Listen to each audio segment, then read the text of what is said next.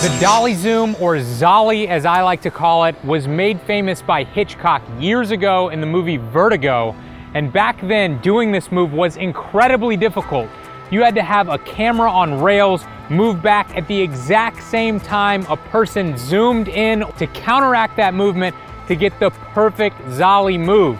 That's almost impossible for the average filmmaker. But today, almost every indie filmmaker already owns the equipment they need to pull this off. Big thanks to Wondershare and their Uniconverter Ultimate software for sponsoring this video. All right, so as I mentioned, the typical way that you would do this is you'd move the camera forward or back, and then you would zoom in or zoom out to counteract that movement. Now, you can imagine if we had to do that manually, if we actually had to turn the lens manually to zoom in or out and have a perfectly smooth, seamless motion, it would literally be impossible. We would not be able to keep it smooth enough. Luckily, most of the cameras that we're shooting with today are shooting in 4K, but most of our clients are actually viewing the footage in 1080. That gives us a lot of room to play. So if you're shooting in 4K, you don't have to worry about the zoom element. We're gonna take care of that when we get into post. But there is one thing that we have to worry about, and that is smooth and consistent movement forward and back away from the subject. If you own a digital slider like the Rhino slider, that is probably the most accurate way to get this movement, but keep in mind you don't have a lot of room because the slider's not very long. The absolute easiest way to do this is with a drone. Here I've got a DJI Mavic Pro. This thing shoots in 4K, and I'm gonna take a few example shots.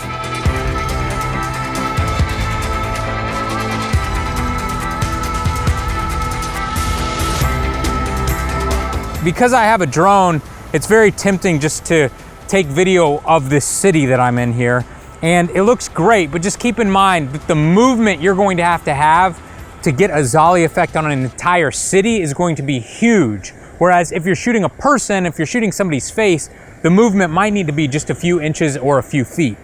All right, I think we've got everything we need. Let's head into Adobe Premiere and put this together.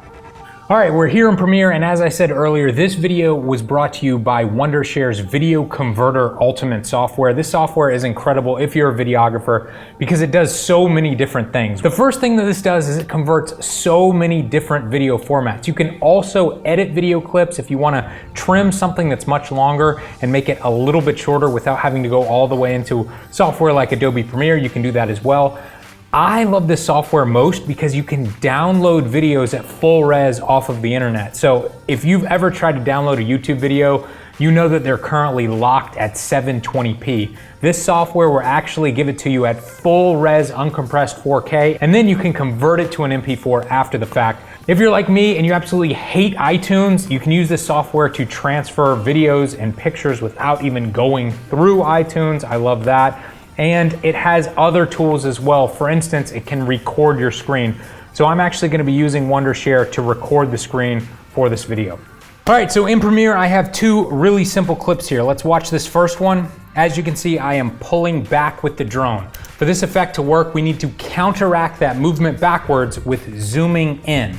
So what I'm going to do is I'm going to click on this first file here. I'm going to click on these two little stopwatches next to position and scale. That's going to create these keyframes here on our timeline, and I'm going to push this all the way over to the left. That's the starting point. Now I'm just going to arbitrarily pick in the middle here, and let's start out with 150% scale. That's going to zoom in, and I am going to push this keyframe all the way to the end. So let's watch this clip.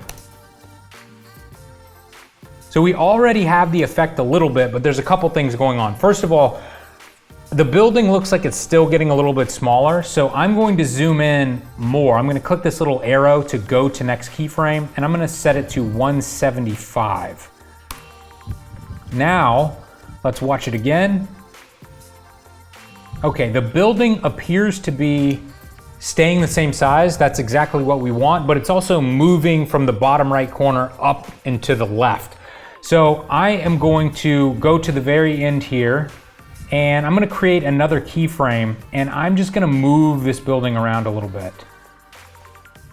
Something like that. And let's watch again. So it's still moving up a little bit, so I'm just gonna go back to that keyframe and go down like that. Let's watch again.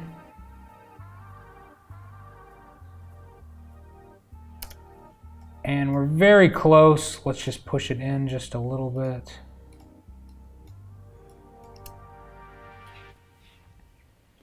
So I think that looks awesome, and what really makes this effect stand out is if you can get your foreground object to remain perfectly stationary. If it's moving all around in the frame, you're really not going to notice the compression of the background.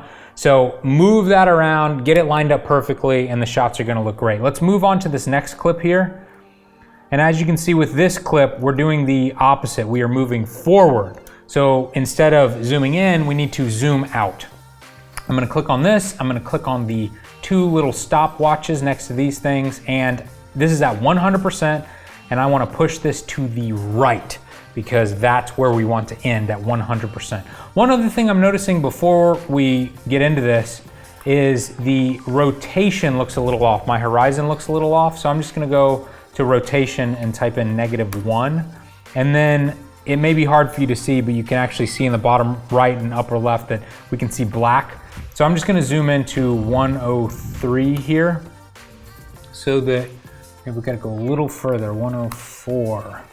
Okay, and I'm gonna click back in the middle here, and we will create another keyframe, and I'm just gonna arbitrarily pick 175% because that's what we did before. So let's go ahead and slide this keyframe all the way to the left. It's gonna start zoomed in at 175, and over time it's gonna go to 100. So let's watch this. All right, that looks pretty good, but again, the building is moving down and to the left. So what I'm going to do is I'm gonna start on the left because that's where we're zoomed in and we have room to play. And I'm going to just push this down a little bit and slightly to the right. And let's watch it. It's still moving down, so we're gonna push it down further. Let's watch it. And it's still kind of moving down, so we'll go further. And that looks pretty awesome. Now, I went ahead and did this effect to a few of the other clips I got. Check this out.